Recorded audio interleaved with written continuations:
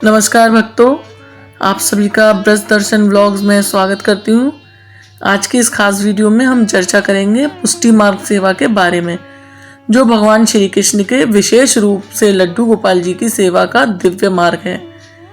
ये सेवा छोटे बालक के रूप में ठाकुर जी की देखभाल करने का जैसे आधारित है, जिसमें हर पहलू का ध्यान रखा जाता है। लड्डू गोपाल की सेवा को जिस तरीके से पवित्रता के साथ करते हैं, पुष्टि मार्ग सेवा को आज विस्तार से जानते हैं कि इस सेवा में कैसे क्या किया जाता है। पुष्टि मार्ग क्या है? बहुतों का ये सवाल होता है कि पुष्टि मार्ग सेवा क्या होती है। बहुत लोग जानते भी नहीं है कि पुष्टि मार्ग सेवा कैसे की जाती है। पुष्टि मार्ग सेवा वैष्णव संप्रदाय के एक महत्वपूर्ण अंग है, जिसे श्री वल्लभाचार्य जी ने प्रचारित किया। इसमें भगवान को छोटे बालक के रूप में देखा जाता है और उनकी सेवा भी उसी भाव से की जाती है। ठाकुर जी को परिवार का सदस्य मानकर उनकी हर छोटी बड़ी जरूरत को पूरे करने की भाव रखा जाता है। उसी हिसाब से सेवा का यही मूल उद्देश्य है। इसी तरीके से ठाकुर जी की सेवा की जाती है। इस सेवा में स्वच्छता का विशेष ध्यान रखा जाता है। पवित्रता, शुद्धता, इन सब चीज का बहुत ध्यान रखा जाता है। भगवान की सेवा करते समय स्वच्छता सबसे बड़ा इम्पोर्टेंट यानी महत्वपूर्ण पार्ट है। अगर आप सेवा के बीच में जैसे वॉशरूम भी जाते हैं तो दोबारा स्नान करने और स्वच्छ वस्त्र पहनकर ही भगवान को छुएं।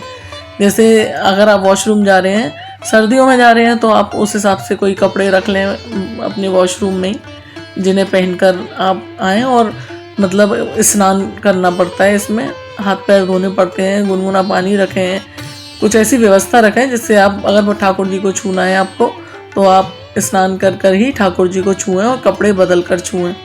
ये नियम ये सुनिश्चित करता है कि आपकी भक्ति और सेवा कितनी पवित्र बनी हुई है, कितनी पवित्र तरीके से आप ठाकुर जी की सेवा कर रहे हो। पुष्टि मार्ग की सेवा को अगर आप करना चाहते हैं तो पहले गुरु बनाए जाते हैं, वो गुरु दीक्षा देते हैं। वो गुरु वही होते हैं जो पुष्टि मार्ग सेवा कर रहे होते हैं। पुष्टि मार्ग सेवा यदि आप कर रहे हैं तो कुछ महत्वपूर्ण बातों को ध्यान में रखना आवश्यक है। सबसे पहले, सेवा से पहले आपको स्वच्छता का ध्यान रखना चाहिए। स्वयं स्नान करके स्वच्छ कपड़े पहने ताकि आपकी भक्ति शुद्ध हो। इसके बाद मंदिर या पूजा स्थान को भी शुद्ध करें। फिर ठाकुर जी को सेवा की जो शुरुआत होती है वो मंगला आरती से होती है। तो भगवान को जगाने से सुबह सुबह उनकी मंगला आरती करें। यहाँ से ठाकुर जी की सेवा शुरू होती है ताकि दिन की शुरुआत भगवान के साथ हो। मंगला आरती में ठाकुर जी को जगाया जाता है। फिर ठाकुर जी को भोग लगाया जाता है। दूध का भोग लगा सकते हैं, मक्खन, मिश्री, मेवा, इन सब चीज का भोग लगाया जाता है। फिर थोड़ी देर बाद ठाकुर जी को स्नान कराया जाता है।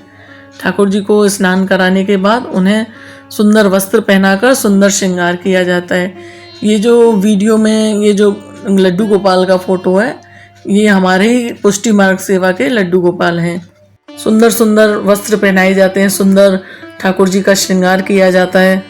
पुष्टि मार्ग सेवा में ये नियम और है कि पुष्टि मार्ग सेवा में लड्डू गोपाल को रोली का टीका नहीं लगाया जाता, उन पर रोली नहीं चढ़ाई जाती।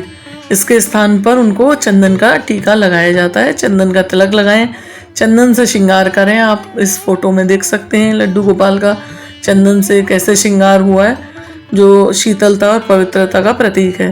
साथ ही मौसम के अनुसार भगवान को अलग अलग तरह के इत्र लगाए जाते हैं, जैसे कि गर्मियों में ठंडक देने वाले इत्र और सर्दियों में हल्की सुगंध वाले, जिससे गर्माहट मिले, केसर के, इस तरह के इत्र सर्दियों में लगाए जाते हैं। ऐसे ही गोपाल जी को मौसम के हिसाब से वस्त्र और श्रृंगार का भी ध्यान रखा जाता है। ठंड में उन्हें ऊनी वस्त्र और गर्मियों में उन्हें हल्के सूती वस्त्र धारण कराते हैं। ठाकुर जी को पूरी सुविधा के साथ गोपाल जी को जैसे एक छोटे बच्चे को रखते हैं, इस तरीके से उनका खान पान का और हर चीज़ का, उनके भोग का व्यवस्था की जाती है। उन्हें उसी हिसाब से रखते हैं। भगवान को श्रृंगार के बाद भोग लगाया जाता है।